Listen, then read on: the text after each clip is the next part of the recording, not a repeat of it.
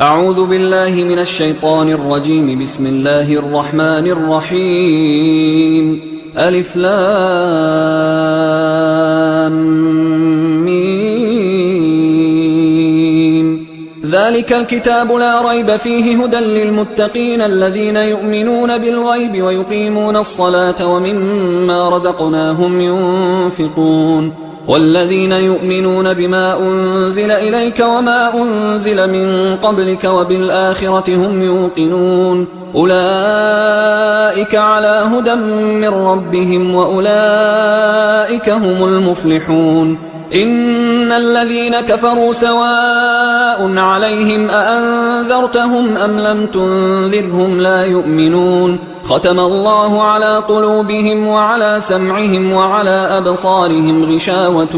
ولهم عذاب عظيم. ومن الناس من يقول آمنا بالله وباليوم الآخر وما هم بمؤمنين يخادعون الله والذين آمنوا وما يخدعون إلا أنفسهم وما يشعرون في قلوبهم مرض فزادهم الله مرضا ولهم عذاب أليم بما كانوا يكذبون. وإذا قيل لهم لا تفسدوا في الأرض قالوا إنما نحن مصلحون ألا إنهم هم المفسدون ولكن لا يشعرون. وإذا قيل لهم آمنوا كما آمن الناس قالوا أنؤمن كما آمن السفهاء ألا إنهم هم السفهاء ولكن لا يعلمون. وإذا لقوا الذين آمنوا قالوا آمنا وإذا خلوا إلى شياطينهم قالوا إنا معكم إنما نحن مستهزئون الله يستهزئ بهم ويمدهم في طغيانهم يعمهون. أولئك الذين اشتروا الضلالة بالهدى فما ربحت تجارتهم وما كانوا مهتدين. مثلهم كمثل الذي استوقد نارا فلما أضاءت ما حوله ذهب الله بنورهم وتركهم في ظلمات لا يبصرون صم بكم عمي فهم لا يرجعون. أو كصيب من السماء فيه ظلمات ورعد وبرق يجعلون أصابعهم في آذانهم من الصواعق حذر الموت والله محيط بالكافرين. يكاد البرق يخطف أبصارهم كلما أضاء لهم مشوا فيه وإذا أظلم عليهم قاموا ولو شاء الله لذهب بسمعهم وأبصارهم إن الله على كل شيء قدير. يا أيها الناس اعبدوا ربكم الذي خلقكم والذين من قبلكم لعلكم تتقون الذي جعل لكم الأرض فراشا والسماء بناء وأنزل من السماء ماء فأخرج به من الثمرات رزقا لكم فلا تجعلوا لله أندادا وأنتم تعلمون. وإن كنتم في ريب مما نزلنا على عبدنا فأتوا بسورة من مثله وادعوا شهداءكم من دون الله إن كنتم صادقين فإن لم تفعلوا ولن تفعلوا فاتقوا النار التي وقودها الناس والحجارة أعدت للكافرين. وبشر الذين آمنوا وعملوا الصالحات أن لهم جنات تجري من تحتها الأنهار كلما رزقوا منها من ثمرة رزقا قالوا هذا الذي رزقنا من قبل وأتوا به متشابها ولهم فيها أزواج مطهرة وهم فيها خالدون. إن الله لا يستحيي أن يضرب مثلا ما بعوضة فما فوقها فأما الذين آمنوا فيعلمون أنه الحق من ربهم وأما الذين كفروا فيقولون ماذا أراد الله بهذا مثلا يضل به كثيرا ويهدي به كثيرا وما يضل به إلا الفاسقين الذين ينقضون عهد الله من بعد ميثاقه ويقطعون ما أمر الله به أن يوصل ويفسدون في الأرض أولئك هم الخاسرون. كيف تكفرون بالله وكنتم أمواتا فأحياكم ثم يميتكم ثم يحييكم ثم إليه ترجعون. هو الذي خلق لكم ما في الأرض جميعا ثم استوى إلى السماء فسواهن 7 سماوات وهو بكل شيء عليم. وإذ قال ربك للملائكة إني جاعل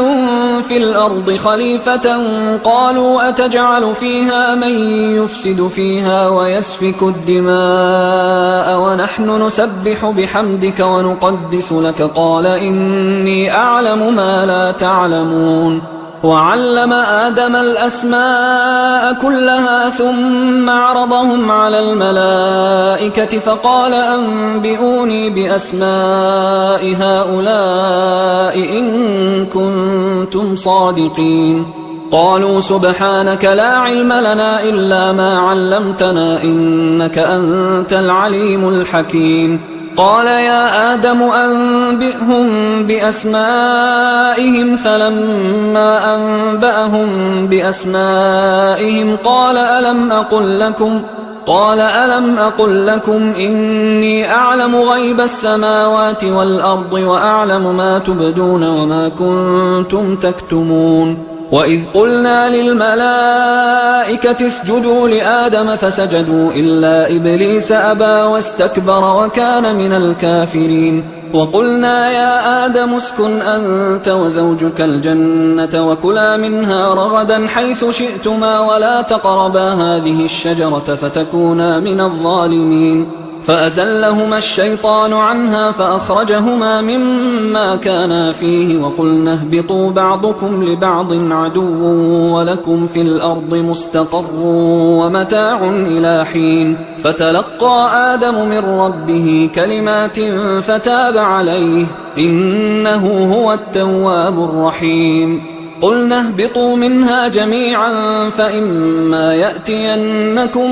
مني هدى فمن تبع هداي فلا خوف عليهم ولا هم يحزنون. والذين كفروا وكذبوا بآياتنا أولئك أصحاب النار هم فيها خالدون. يا بني إسرائيل اذكروا نعمتي التي أنعمت عليكم وأوفوا بعهدي أوف بعهدكم وإياي فارهبون. وآمنوا بما أنزلت مصدقا لما معكم ولا تكونوا أول كافر به ولا تشتروا بآياتي ثمنا قليلا وإياي فاتقون. ولا تلبسوا الحق بالباطل وتكتموا الحق وأنتم تعلمون. وأقيموا الصلاة وآتوا الزكاة واركعوا مع الراكعين. أتأمرون الناس بالبر وتنسون أنفسكم وأنتم تتلون الكتاب أفلا تعقلون. واستعينوا بالصبر والصلاة وإنها لكبيرة إلا على الخاشعين الذين يظنون أنهم ملاقو ربهم وأنهم إليه راجعون. يا بني إسرائيل اذكروا نعمتي التي أنعمت عليكم وأني فضلتكم على العالمين. واتقوا يوما لا تجزي نفس عن نفس شيئا ولا يقبل منها شفاعة ولا يؤخذ منها عدل ولا هم ينصرون. وإذ نجيناكم من آل فرعون يسومونكم سوء العذاب يذبحون أبناءكم ويستحيون نساءكم وفي ذلكم بلاء من ربكم عظيم. وإذ فرقنا بكم البحر فأنجيناكم وأغرقنا آل فرعون وأنتم تنظرون. وإذ واعدنا موسى 40 ليلة ثم اتخذتم العجل من بعده وأنتم ظالمون. ثم عفونا عنكم من بعد ذلك لعلكم تشكرون وإذ آتينا موسى الكتاب والفرقان لعلكم تهتدون وإذ قال موسى لقومه يا قوم إنكم ظلمتم أنفسكم باتخاذكم العجل فتوبوا إلى بارئكم فاقتلوا أنفسكم ذلكم خير لكم عند بارئكم فتاب عليكم إنه هو التواب الرحيم وإذ قلتم يا موسى لن نؤمن لك حتى نرى الله جهرة فأخذتكم الصاعقة وأنتم تنظرون ثم بعثناكم من بعد موتكم لعلكم تشكرون وظللنا عليكم الغمام وأنزلنا عليكم المن والسلوى كلوا من طيبات ما رزقناكم وما ظلمونا ولكن كانوا أنفسهم يظلمون وإذ قلنا ادخلوا هذه القرية فكلوا منها حيث شئتم رغدا وادخلوا الباب سجدا وقولوا حطة نغفر لكم خطاياكم وسنزيد المحسنين فبدل الذين ظلموا قولا غير الذي قيل لهم فأنزلنا على الذين ظلموا رجزا من السماء بما كانوا يفسقون وإذ استسقى موسى لقومه فقلنا اضرب بعصاك الحجر فانفجرت منه 12 عينا قد علم كل أناس مشربهم كلوا واشربوا من رزق الله ولا تعثوا في الأرض مفسدين وإذ قلتم يا موسى لن نصبر على طعام واحد فادع لنا ربك يخرج لنا مما تنبت الأرض من بقلها وقثائها وفومها وعدسها وبصلها قال أتستبدلون الذي هو أدنى بالذي هو خير اهبطوا مصرا فإن لكم ما سألتم وضربت عليهم الذلة والمسكنة وباءوا بغضب من الله ذلك بأنهم كانوا يكفرون بآيات الله ويقتلون النبيين بغير الحق ذلك بما عصوا وكانوا يعتدون إن الذين آمنوا والذين هادوا والنصارى والصابئين من آمن بالله واليوم الآخر وعمل صالحا فلهم أجرهم عند ربهم ولا خوف عليهم ولا هم يحزنون وإذ أخذنا ميثاقكم ورفعنا فوقكم الطور خذوا ما آتيناكم بقوة واذكروا ما فيه لعلكم تتقون ثم توليتم من بعد ذلك فلولا فضل الله عليكم ورحمته لكنتم من الخاسرين ولقد علمتم الذين اعتدوا منكم في السبت فقلنا لهم كونوا قردة خاسئين فجعلناها نكالا لما بين يديها وما خلفها وموعظة للمتقين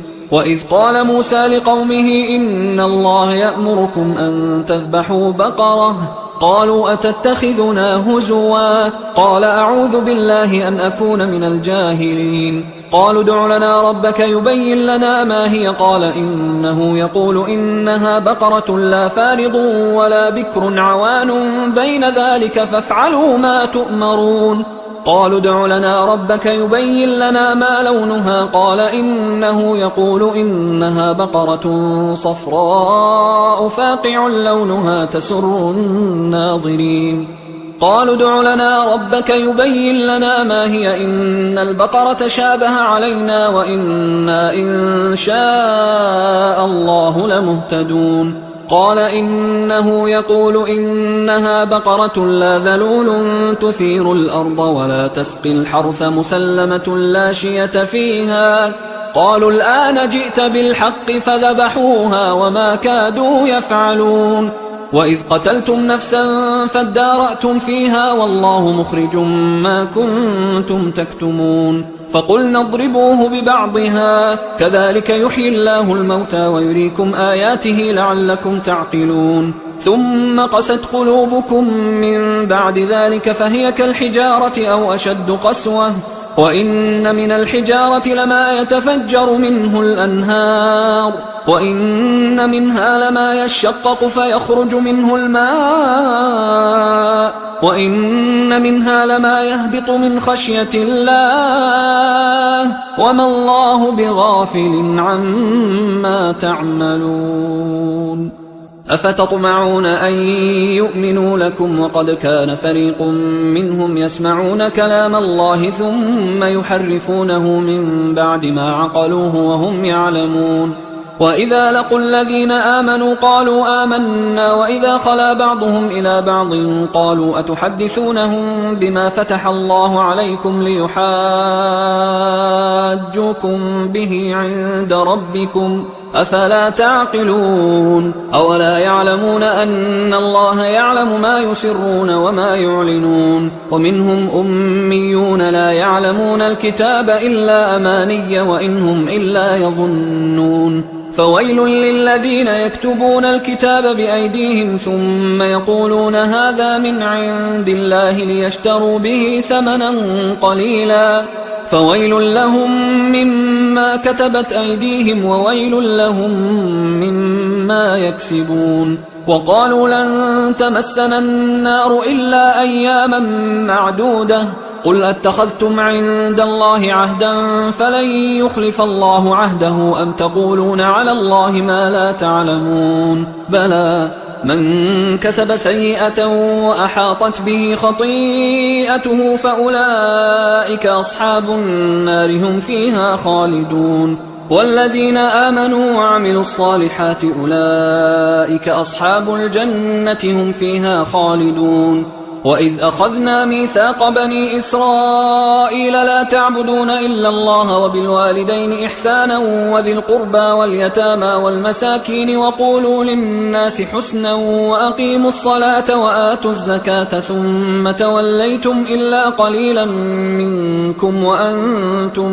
معرضون وإذ أخذنا ميثاقكم لا تسفكون دماءكم ولا تخرجون أنفسكم من دياركم ثم أقررتم وأنتم تشهدون ثم أنتم هؤلاء تقتلون أنفسكم وتخرجون فريقا منكم من ديارهم تظاهرون عليهم بالإثم والعدوان وإن يأتوكم أسارى تفادوهم وهو محرم عليكم إخراجهم أفتؤمنون ببعض الكتاب وتكفرون ببعض فما جزاء من يفعل ذلك منكم إلا خزي في الحياة الدنيا ويوم القيامة يردون إلى أشد العذاب وما الله بغافل عما تعملون أولئك الذين اشتروا الحياة الدنيا بالآخرة فلا يخفف عنهم العذاب ولا هم ينصرون ولقد آتينا موسى الكتاب وقفينا من بعده بالرسل وآتينا عيسى ابن مريم البينات وأيدناه بروح القدس أفكلما جاءكم رسول بما لا تهوى أنفسكم استكبرتم ففريقا كذبتم وفريقا تقتلون وقالوا قلوبنا غلف بل لعنهم الله بكفرهم فقليلا ما يؤمنون ولما جاءهم كتاب من عند الله مصدق لما معهم وكانوا من قبل يستفتحون على الذين كفروا فلما جاءهم ما عرفوا كفروا به فلعنة الله على الكافرين بئس ما اشتروا به أنفسهم أن يكفروا بما أنزل الله بغيا أن ينزل الله من فضله على من يشاء من عباده فباءوا بغضب على غضب وللكافرين عذاب مهين وإذا قيل لهم آمنوا بما أنزل الله قالوا نؤمن بما أنزل علينا ويكفرون بما وراءه وهو الحق مصدقا لما معهم قل فلم تقتلون أنبياء الله من قبل إن كنتم مؤمنين ولقد جاءكم موسى بالبينات ثم اتخذتم العجل من بعده وأنتم ظالمون وإذ أخذنا ميثاقكم ورفعنا فوقكم الطور خذوا ما آتيناكم بقوة واسمعوا قالوا سمعنا وعصينا وأشربوا في قلوبهم العجل بكفرهم قل بئس ما يأمركم به إيمانكم إن كنتم مؤمنين قل إن كانت لكم الدار الآخرة عند الله خالصة من دون الناس فتمنوا الموت إن كنتم صادقين ولن يتمنوه أبدا بما قدمت أيديهم والله عليم بالظالمين ولتجدنهم أحرص الناس على حياة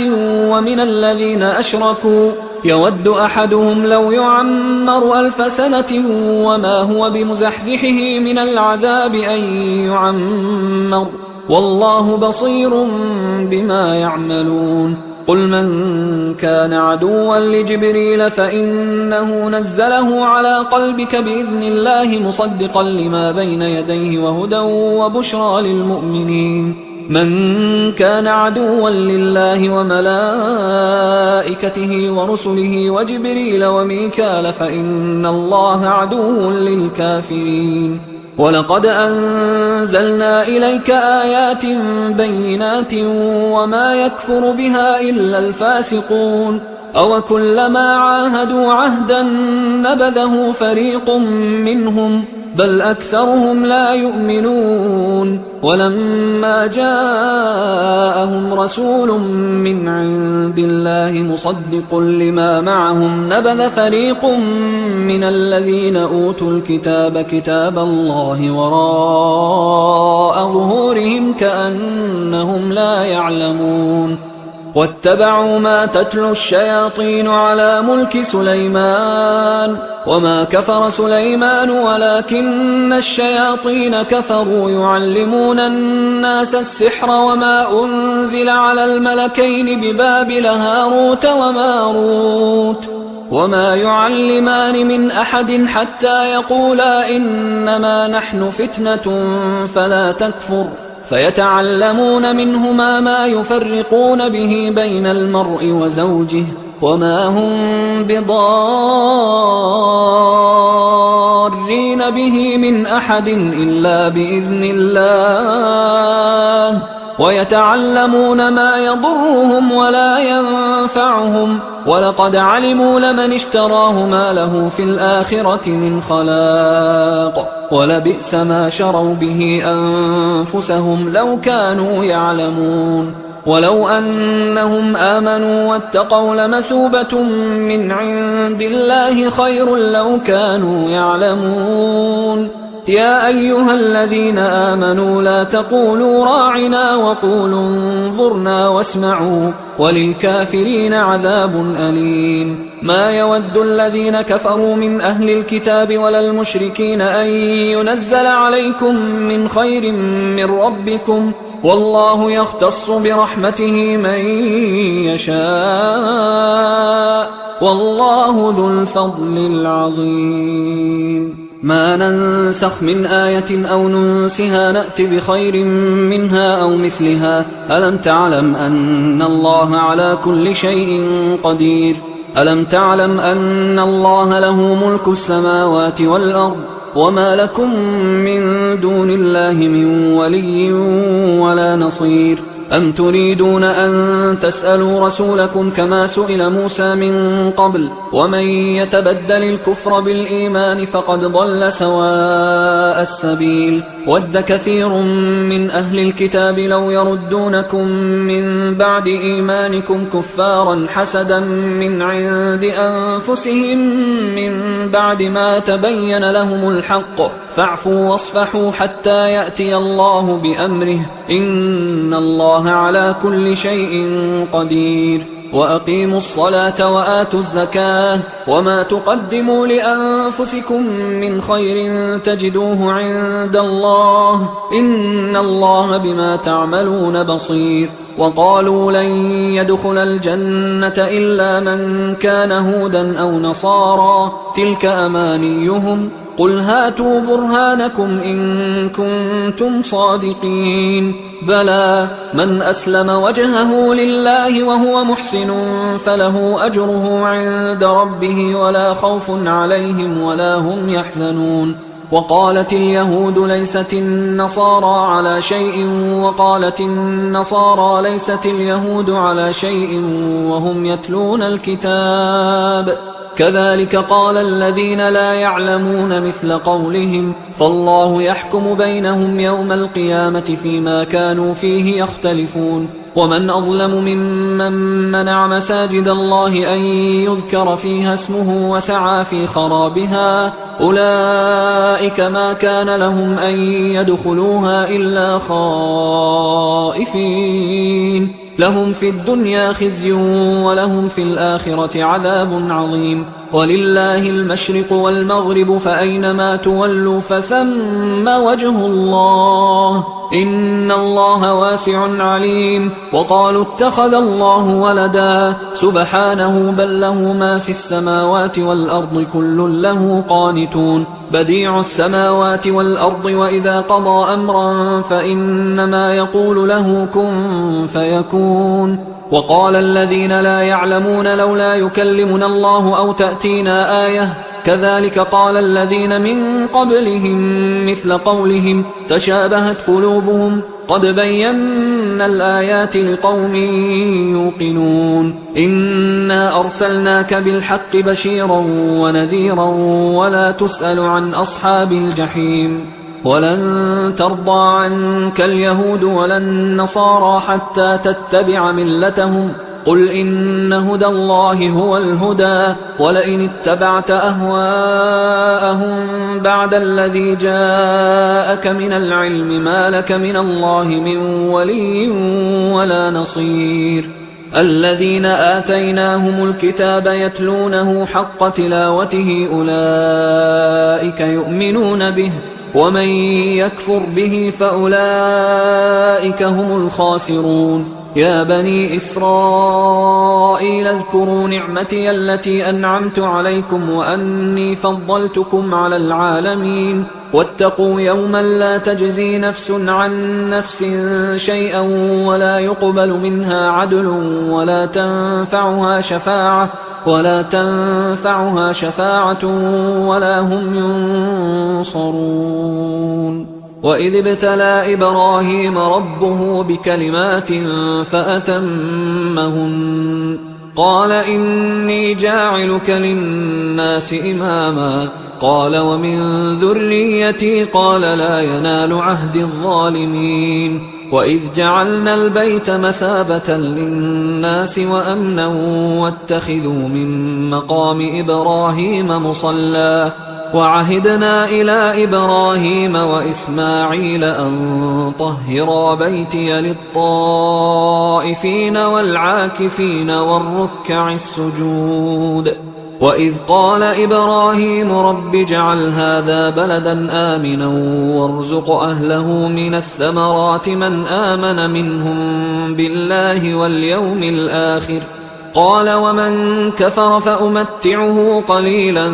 ثم أضطره إلى عذاب النار وبئس المصير. وإذ يرفع إبراهيم القواعد من البيت وإسماعيل ربنا تقبل منا إنك أنت السميع العليم ربنا وجعلنا مسلمين لك ومن ذريتنا أمة مسلمة لك وأرنا مناسكنا وتب علينا إنك أنت التواب الرحيم ربنا وبعث فيهم رسولا منهم يتلو عليهم آياتك ويعلمهم الكتاب والحكمة ويزكيهم إنك أنت العزيز الحكيم. ومن يرغب عن ملة إبراهيم إلا من سفه نفسه ولقد اصطفيناه في الدنيا وإنه في الآخرة لمن الصالحين. إذ قال له ربه أسلم قال أسلمت لرب العالمين. ووصى بها إبراهيم بنيه ويعقوب يا بني إن الله اصطفى لكم الدين فلا تموتن إلا وأنتم مسلمون. أم كنتم شهداء إذ حضر يعقوب الموت إذ قال لبنيه ما تعبدون من بعدي قالوا نعبد إلهك وإله آبائك إبراهيم وإسماعيل وإسحاق إلها واحدا ونحن له مسلمون. تلك أمة قد خلت لها ما كسبت ولكم ما كسبتم ولا تسألون عما كانوا يعملون. وقالوا كونوا هودا أو نصارى تهتدوا قل بل ملة إبراهيم حنيفا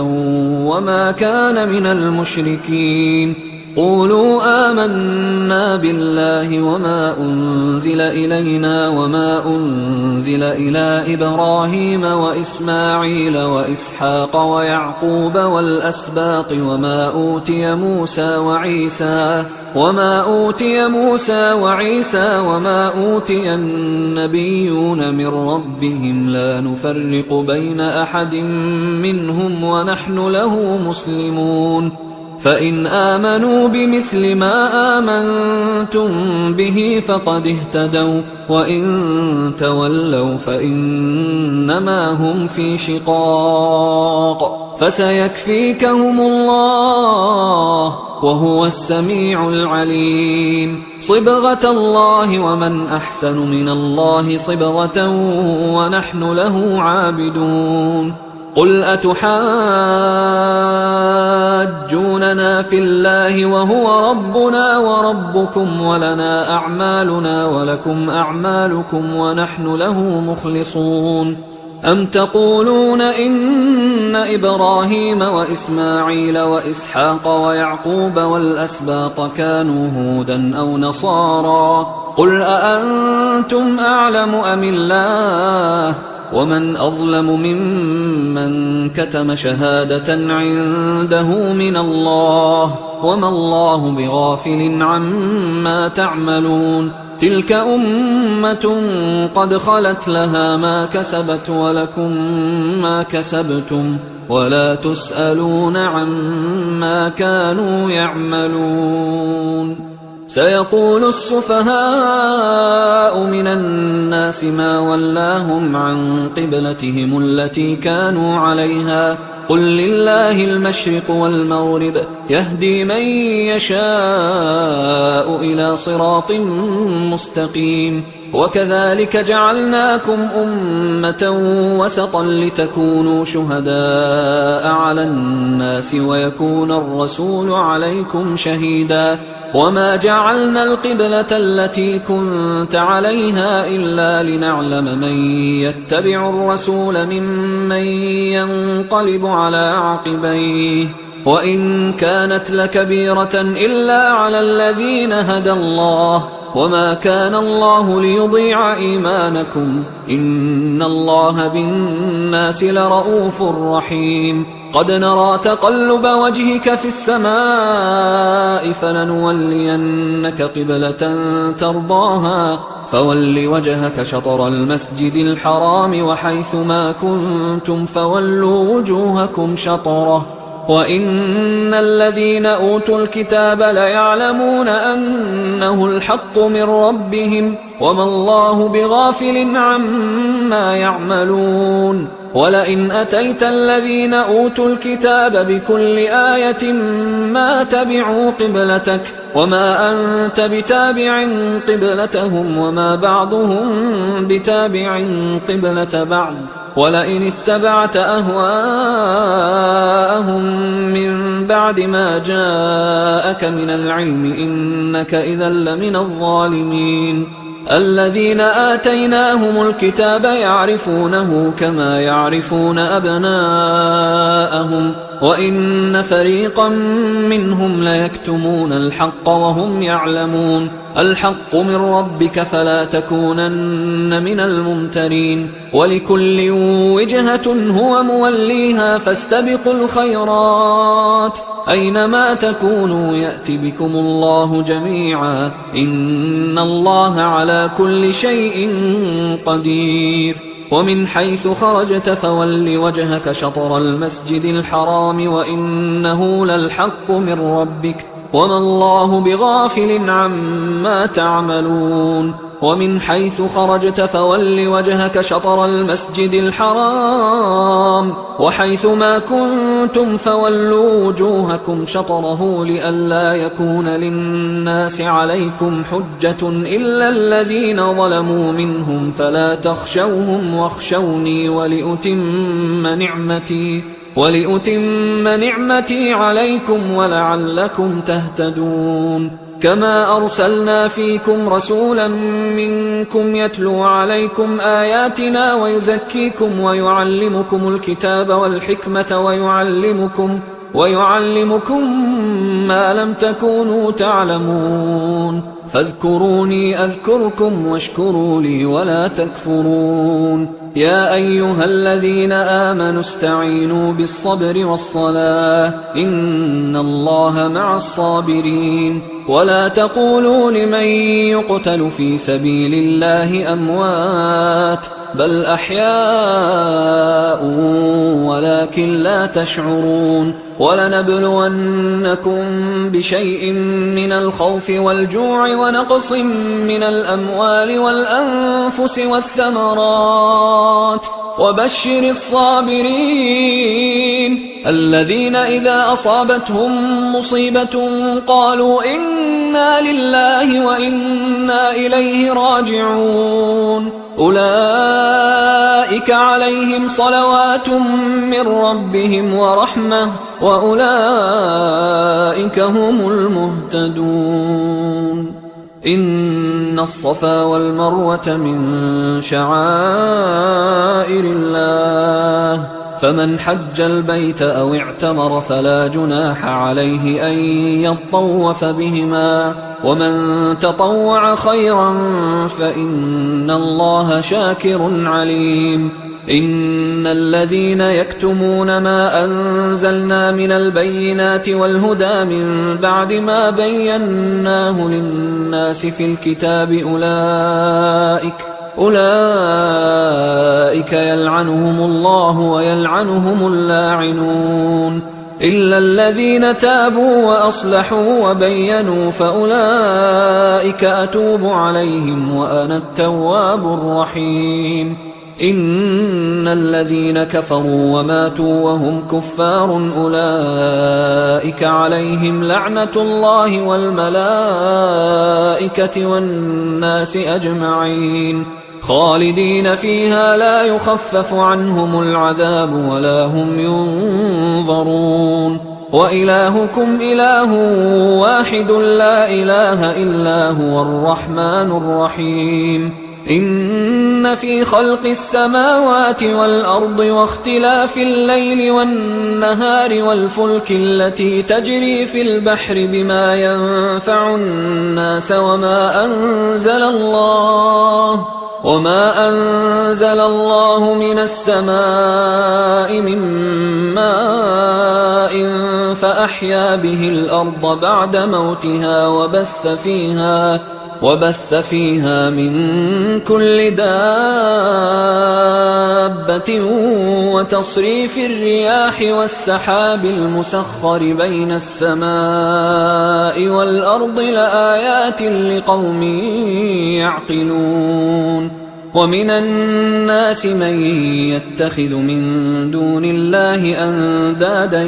يحبونهم كحب الله والذين آمنوا أشد حبا لله ولو يرى الذين ظلموا إذ يرون العذاب أن القوة لله جميعا وأن الله شديد العذاب إذ تبرأ الذين اتبعوا من الذين اتبعوا ورأوا العذاب وتقطعت بهم الأسباب وقال الذين اتبعوا لو أن لنا كرة فنتبرأ منهم كما تبرأوا منا كذلك يريهم الله أعمالهم حسرات عليهم وما هم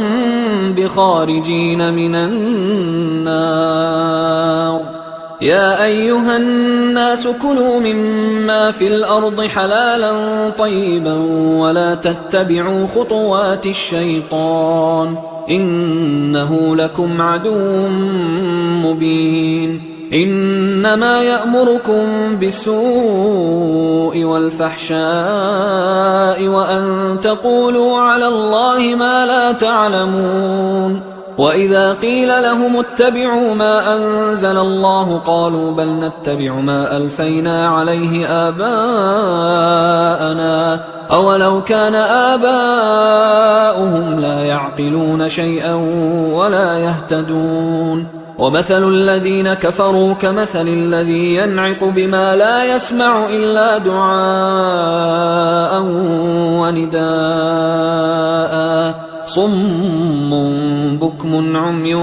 فهم لا يعقلون يا أيها الذين آمنوا كلوا من طيبات ما رزقناكم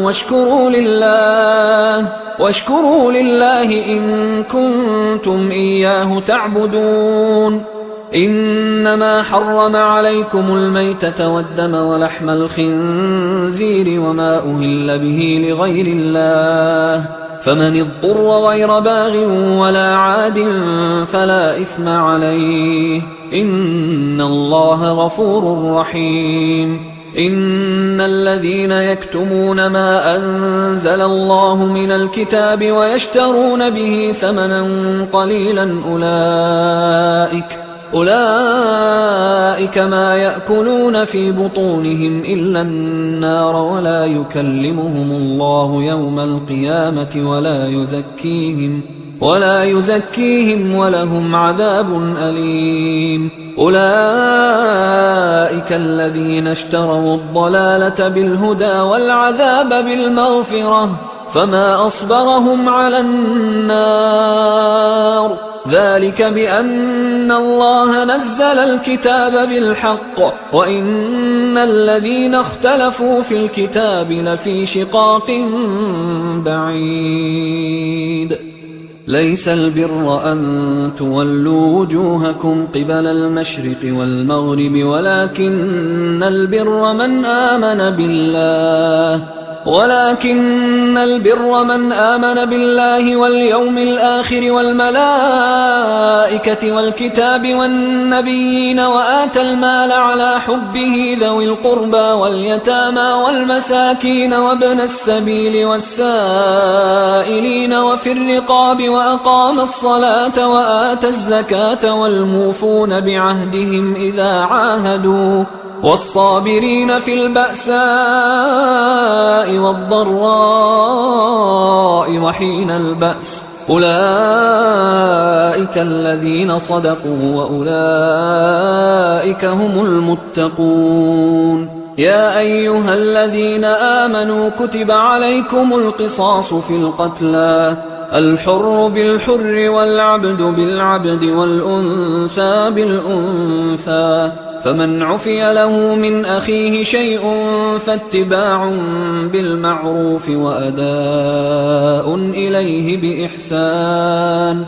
ذلك تخفيف من ربكم ورحمة فمن اعتدى بعد ذلك فله عذاب أليم ولكم في القصاص حياة يا أولي الألباب لعلكم تتقون كتب عليكم إذا حضر أحدكم الموت إن ترك خيرا الوصية للوالدين والأقربين بالمعروف حقا على المتقين فمن بدله بعدما سمعه فإنما إثمه على الذين يبدلونه إن الله سميع عليم فمن خاف من موص جنفا أو إثما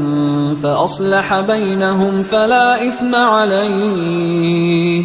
إن الله غفور رحيم. يا أيها الذين آمنوا كتب عليكم الصيام كما كتب على الذين من قبلكم لعلكم تتقون أياما معدودات، فمن كان منكم مريضا أو على سفر فعدة من أيام أخر، وعلى الذين يطيقونه فدية طعام مسكين، فمن تطوع خيرا فهو خير له، وأن تصوموا خير لكم إن كنتم تعلمون. شهر رمضان الذي أنزل فيه القرآن هدى للناس وبينات من الهدى والفرقان، فمن شهد منكم الشهر فليصمه، ومن كان مريضا أو على سفر فعدة من أيام أخر، يريد الله بكم اليسر ولا يريد بكم العسر ولتكملوا العدة ولتكبروا الله على ما هداكم ولعلكم تشكرون. وإذا سألك عبادي عني فإني قريب أجيب دعوة الداعي إذا دعان، فليستجيبوا لي وليؤمنوا بي لعلهم يرشدون. أحل لكم ليلة الصيام الرفث إلى نسائكم هن لباس لكم وأنتم لباس لهن، علم الله أنكم كنتم تختانون أنفسكم فتاب عليكم وعفى عنكم، فالآن باشروهن وابتغوا ما كتب الله لكم، وكلوا واشربوا حتى يتبين لكم الخيط الأبيض من الخيط الأسود من الفجر، ثم أتموا الصيام إلى الليل، ولا تباشروهن وأنتم عاكفون في المساجد، تلك حدود الله فلا تقربوها، كذلك يبين الله آياته للناس لعلهم يتقون. ولا تأكلوا أموالكم بينكم بالباطل وتدلوا بها إلى الحكام لتأكلوا فريقا من أموال الناس بالإثم وأنتم تعلمون. يسألونك عن الأهلة قل هي مواقيت للناس والحج، وليس البر بأن تأتوا البيوت من ظهورها ولكن البر من اتقى، وأتوا البيوت من أبوابها واتقوا الله لعلكم تفلحون. وقاتلوا في سبيل الله الذين يقاتلونكم ولا تعتدوا إن الله لا يحب المعتدين. وقتلوهم حيث ثقفتموهم وأخرجوهم من حيث أخرجوكم والفتنة أشد من القتل، ولا تقاتلوهم عند المسجد الحرام حتى يقاتلوكم فيه، فإن قاتلوكم فاقتلوهم، كذلك جزاء الكافرين، فإن انتهوا فإن الله غفور رحيم. وقاتلوهم حتى لا تكون فتنة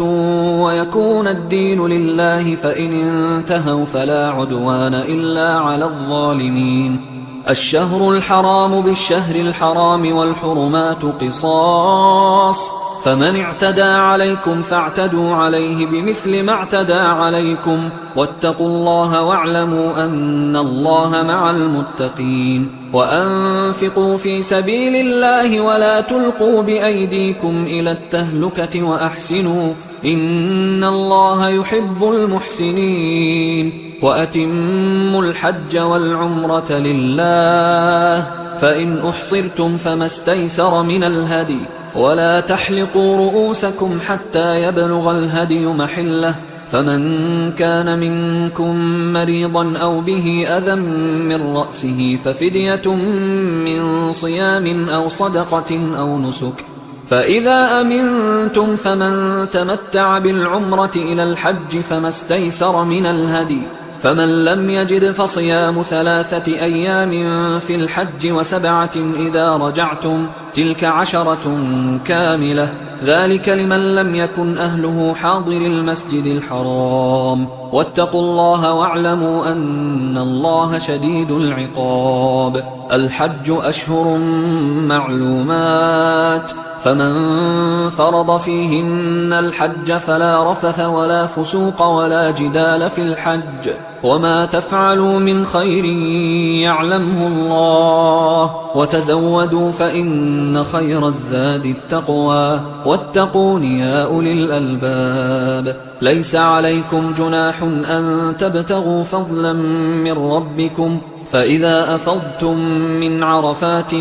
فاذكروا الله عند المشعر الحرام واذكروه كما هداكم وإن كنتم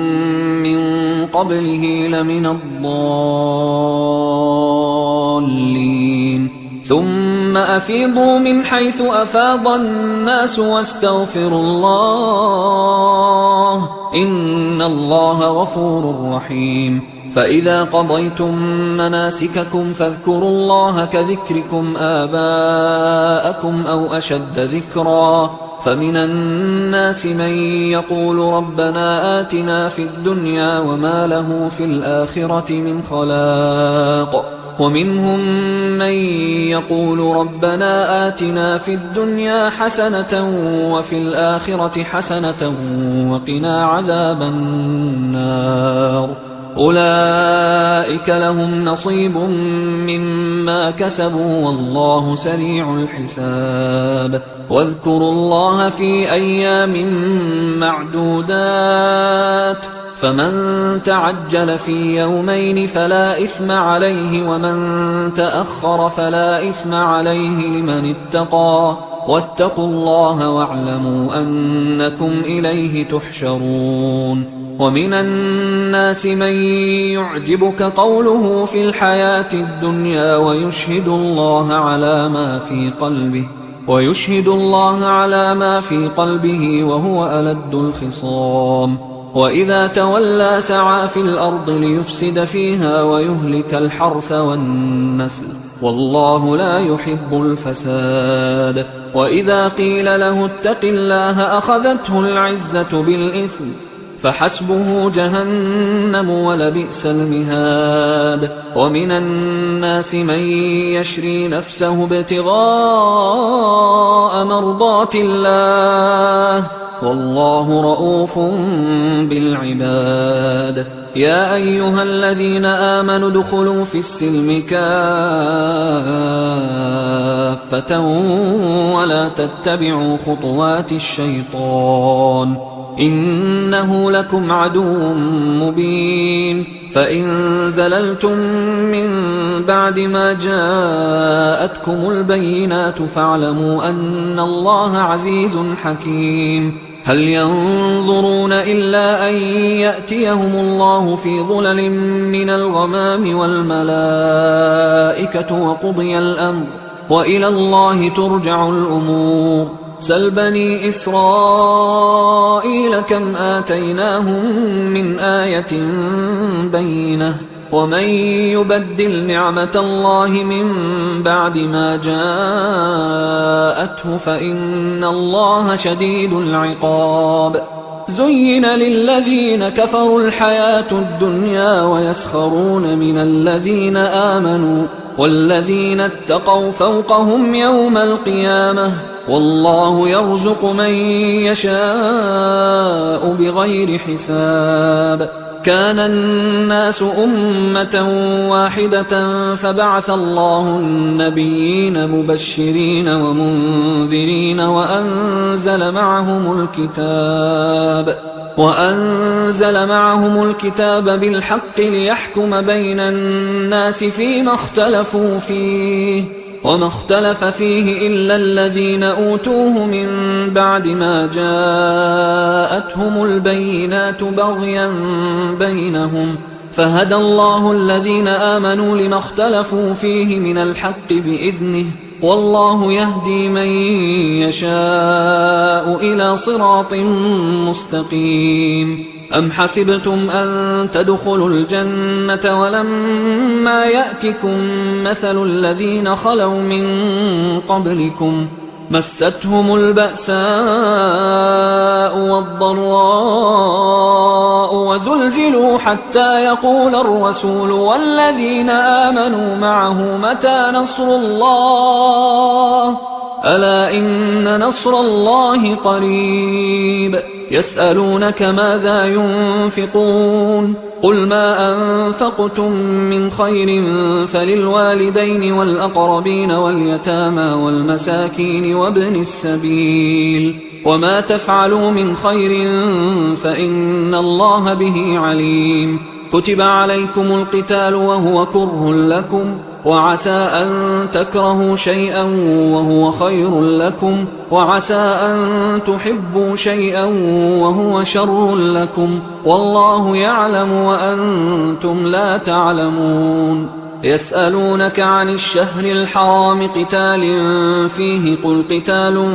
فيه كبير وصد عن سبيل الله وكفر به والمسجد الحرام وإخراج أهله منه أكبر عند الله والفتنة أكبر من القتل ولا يزالون يقاتلونكم حتى يردوكم عن دينكم إن استطاعوا ومن يرتدد منكم عن دينه فيمت وهو كافر فأولئك حبطت أعمالهم في الدنيا والآخرة وأولئك أصحاب النار هم فيها خالدون إن الذين آمنوا والذين هاجروا وجاهدوا في سبيل الله أولئك يرجون رحمة الله والله غفور رحيم يسألونك عن الخمر والميسر قل فيهما إثم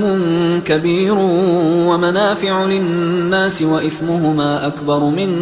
نفعهما ويسألونك ماذا ينفقون قل العفو كذلك يبين الله لكم الآيات لعلكم تتفكرون في الدنيا والآخرة ويسألونك عن اليتامى قل إصلاح لهم خير وإن تخالطوهم فإخوانكم والله يعلم المفسد من المصلح ولو شاء الله لأعنتكم إن الله عزيز حكيم ولا تنكحوا المشركات حتى يؤمنوا ولأمة مؤمنة خير من مشركة ولو أعجبتكم ولا تنكحوا المشركين حتى يؤمنوا ولعبد مؤمن خير من مشرك ولو أعجبكم أولئك يدعون إلى النار والله يدعو إلى الجنة والمغفرة بإذنه ويبين آياته للناس لعلهم يتذكرون ويسألونك عن المحيض قل هو أذى فاعتزلوا النساء في المحيض ولا تقربوهن حتى يطهرن فإذا تطهرن فأتوهن من حيث أمركم الله إن الله يحب التوابين ويحب المتطهرين نساؤكم حرث لكم فأتوا حرثكم أنى شئتم وقدموا لأنفسكم واتقوا الله واعلموا أنكم ملاقوه وبشر المؤمنين ولا تجعلوا الله عرضة لأيمانكم أن تبروا وتتقوا وتصلحوا بين الناس والله سميع عليم لا يؤاخذكم الله باللغو في أيمانكم ولكن يؤاخذكم بما كسبت قلوبكم والله غفور حليم للذين يؤلون من نسائهم تربص 4 أشهر فإن فاءوا فإن الله غفور رحيم وإن عزموا الطلاق فإن الله سميع عليم والمطلقات يتربصن بأنفسهن 3 قروء ولا يحل لهن أن يكتمن ما خلق الله في أرحامهن إن كن يؤمن بالله واليوم الآخر وبعولتهن أحق بردهن في ذلك إن أرادوا إصلاحا ولهن مثل الذي عليهن بالمعروف وللرجال عليهن درجة والله عزيز حكيم الطلاق 2 فإمساك بمعروف أو تسريح بإحسان ولا يحل لكم أن تأخذوا مما آتيتموهن شيئا إلا أن يخافا ألا يقيما حدود الله فإن خفتم ألا يقيما حدود الله فلا جناح عليهما فيما افتدت به، تلك حدود الله فلا تعتدوها، ومن يتعد حدود الله فأولئك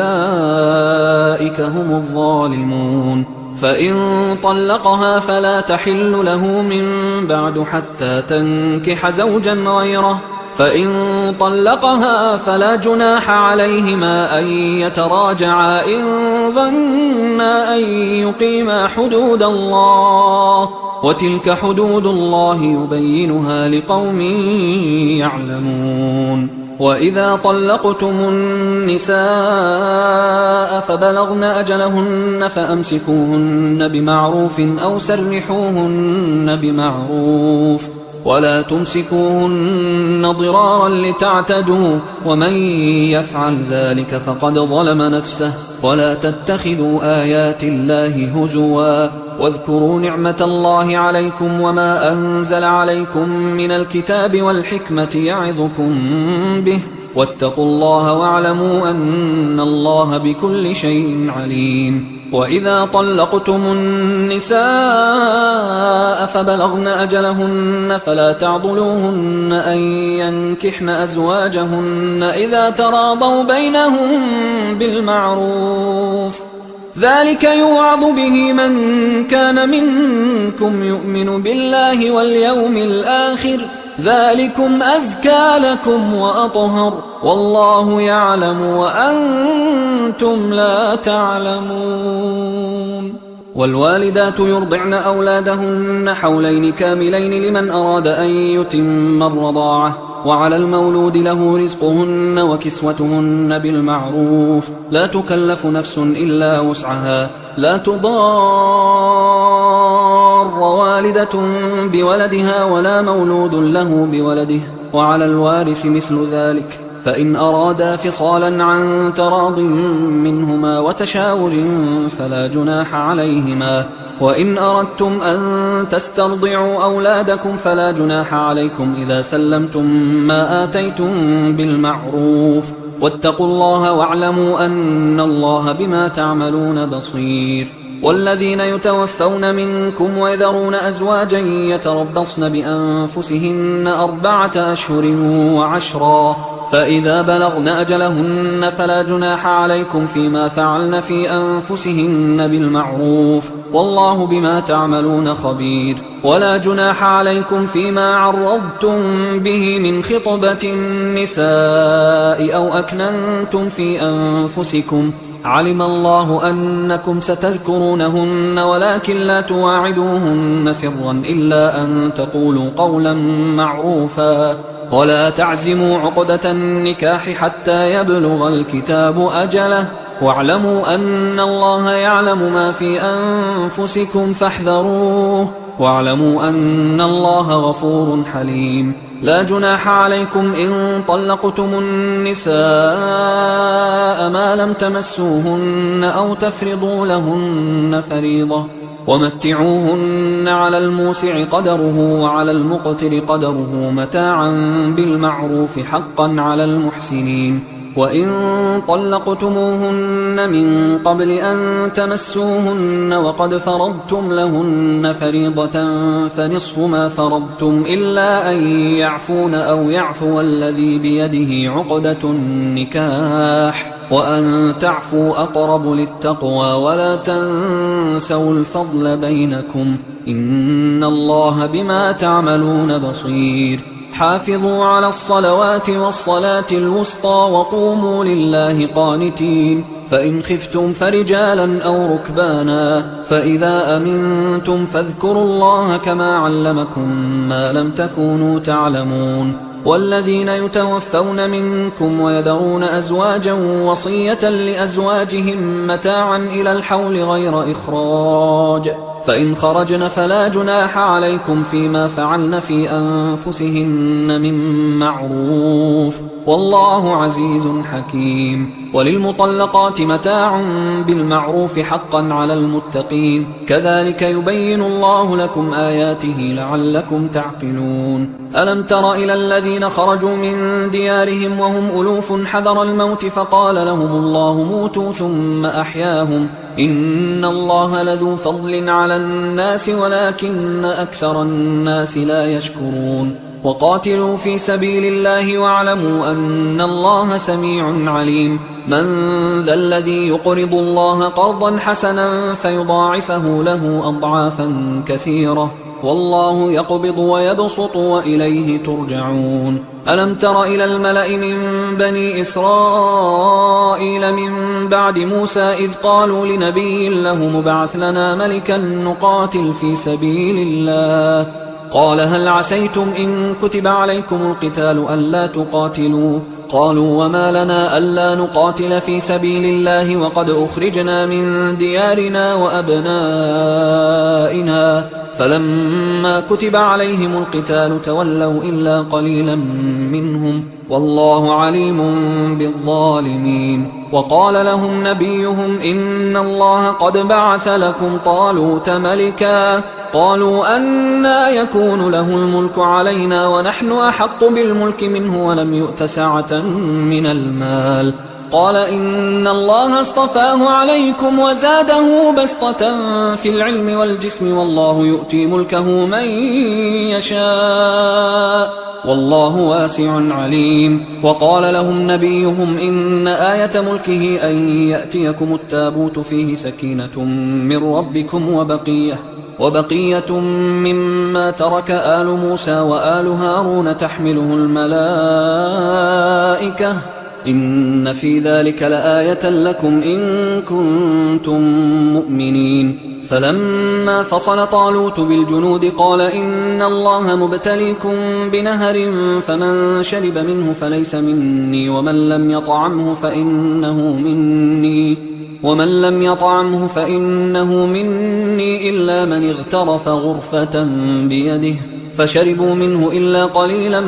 منهم فلما جاوزه هو والذين آمنوا معه قالوا لا طاقة لنا اليوم بجالوت وجنوده قال الذين يظنون أنهم ملاقوا الله كم من فئة قليلة غلبت فئة كثيرة بإذن الله والله مع الصابرين ولما برزوا لجالوت وجنوده قالوا ربنا أفرغ علينا صبرا وثبت أقدامنا وانصرنا على القوم الكافرين فهزموهم بإذن الله وقتل داود جالوت وآتاه الله الملك والحكمة وعلمه مما يشاء ولولا دفع الله الناس بعضهم ببعض لفسدت الأرض ولكن الله ذو فضل على العالمين تلك آيات الله نتلوها عليك بالحق وإنك لمن المرسلين تلك الرسل فضلنا بعضهم على بعض منهم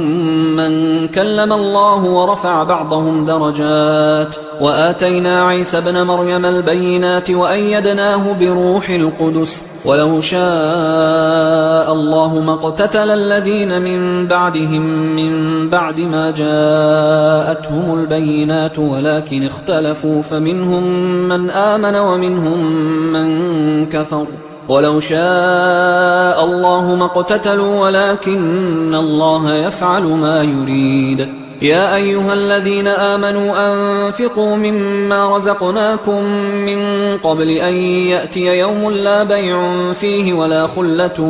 ولا شفاعة والكافرون هم الظالمون الله لا إله إلا هو الحي القيوم لا تأخذه سنة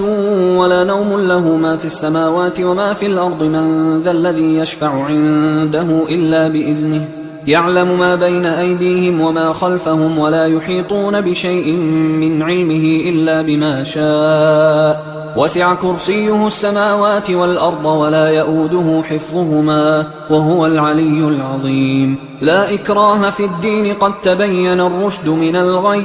فمن يكفر بالطاغوت ويؤمن بالله فقد استمسك بالعروة الوثقى لا انفصام لها والله سميع عليم الله ولي الذين آمنوا يخرجهم من الظلمات إلى النور والذين كفروا أولياؤهم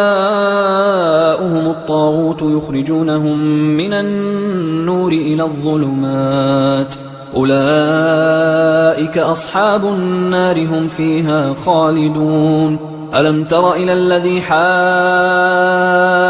إبراهيم في ربه أن آتاه الله الملك إذ قال إبراهيم ربي الذي يحيي ويميت قال أنا أحيي وأميت. قال إبراهيم فإن الله يأتي بالشمس من المشرق فأت بها من المغرب فبهت الذي كفر والله لا يهدي القوم الظالمين. أو كالذي مر على قرية وهي خاوية على عروشها قال أنى يحيي هذه الله بعد موتها فأماته الله 100 عام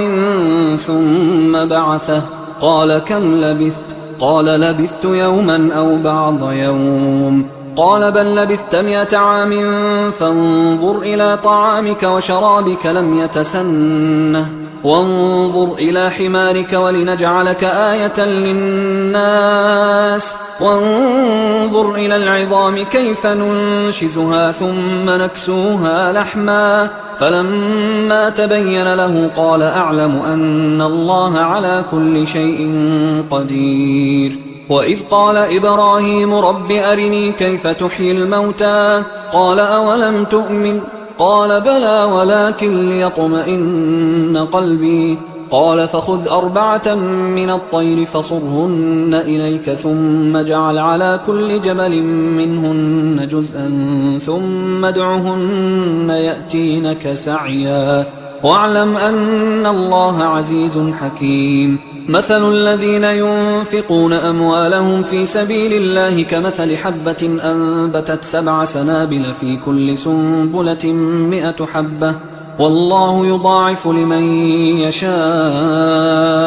والله واسع عليم. الذين ينفقون أموالهم في سبيل الله ثم لا يتبعون ما أنفقوا منا ولا أذى لهم أجرهم عند ربهم ولا خوف عليهم ولا هم يحزنون. قول معروف ومغفرة خير من صدقة يتبعها أذى والله غني حليم. يا أيها الذين آمنوا لا تبطلوا صدقاتكم بالمن والأذى كالذي ينفق ماله رئاء الناس ولا يؤمن بالله واليوم الآخر فمثله كمثل صفوان عليه تراب فأصابه وابل فتركه صلدا لا يقدرون على شيء مما كسبوا والله لا يهدي القوم الكافرين. ومثل الذين ينفقون أموالهم ابتغاء مرضات الله وتثبيتا من أنفسهم كمثل جنة بربوة أصابها وابل فآتت أكلها ضعفين فإن لم يصبها وابل فطل والله بما تعملون بصير. أيود أحدكم أن تكون له جنة من نخيل وأعناب تجري من تحتها الأنهار له فيها من كل الثمرات وأصابه الكبر وله ذرية ضعفاء فأصابها إعصار فيه نار فاحترقت كذلك يبين الله لكم الآيات لعلكم تتفكرون. يا أيها الذين آمنوا أنفقوا من طيبات ما كسبتم ومما أخرجنا لكم من الأرض ولا تيمموا الخبيث منه تنفقون ولستم بآخذيه إلا أن تغمضوا فيه واعلموا أن الله غني حميد. الشيطان يعدكم الفقر ويأمركم بالفحشاء والله يعدكم مغفرة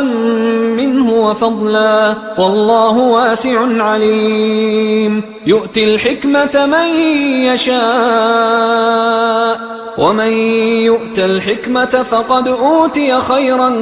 كثيرا وما يذكر إلا أولو الألباب. وما أنفقتم من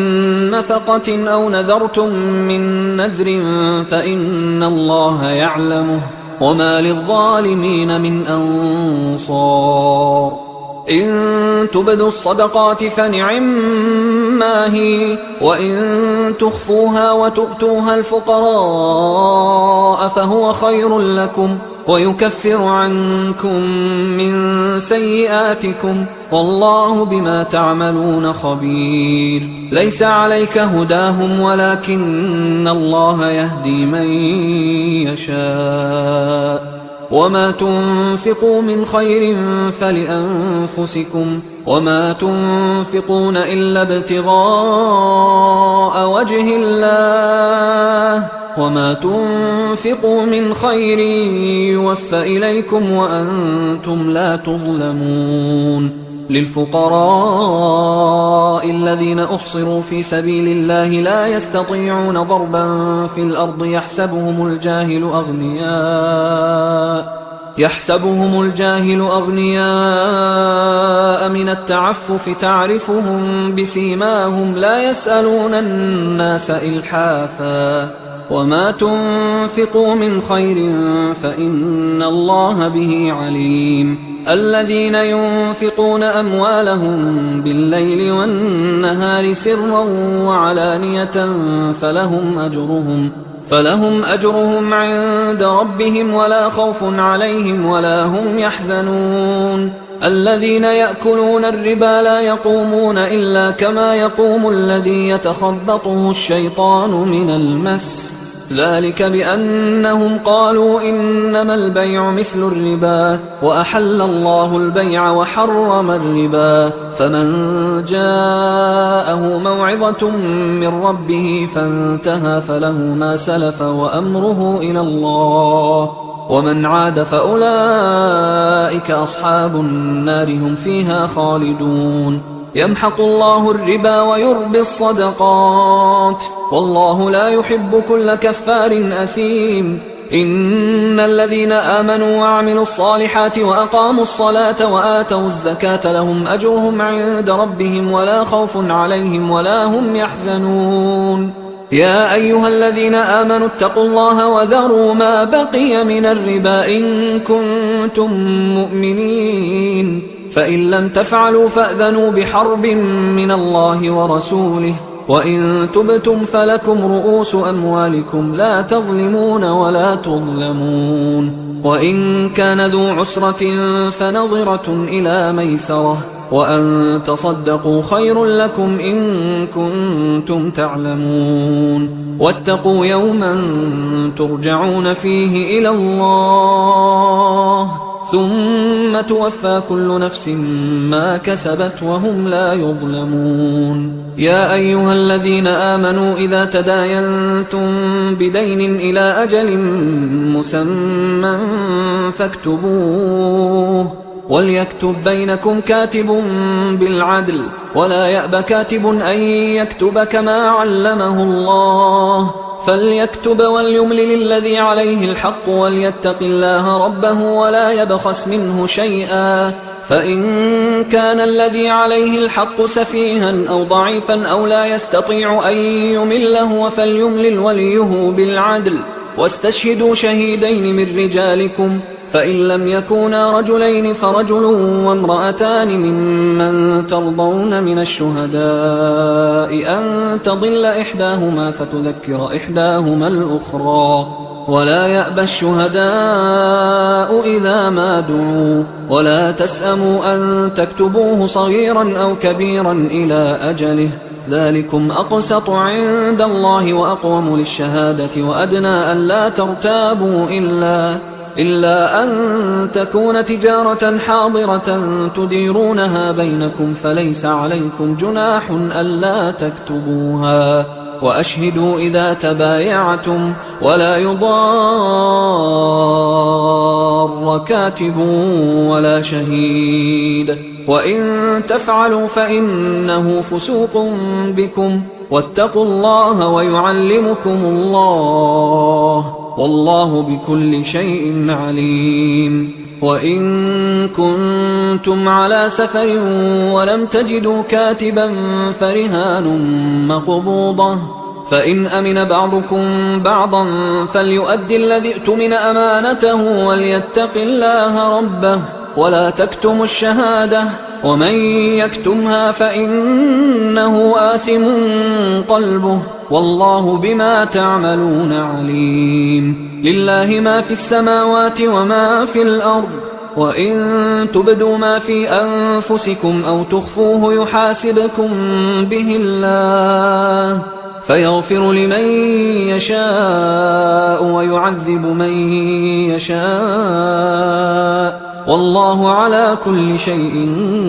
قدير. آمن الرسول بما أنزل إليه من ربه والمؤمنون كل آمن بالله وملائكته وكتبه ورسله لا نفرق بين أحد من رسله وقالوا سمعنا وأطعنا غفرانك ربنا وإليك المصير. لا يكلف الله نفسا إلا وسعها، لها ما كسبت وعليها ما اكتسبت. ربنا لا تؤاخذنا إن نسينا أو أخطأنا، ربنا ولا تحمل علينا إصرا كما حملته على الذين من قبلنا، ربنا ولا تحملنا ما لا طاقة لنا به واعف عنا واغفر لنا وارحمنا أنت مولانا فانصرنا على القوم الكافرين. حصريا على قارئ القرآن.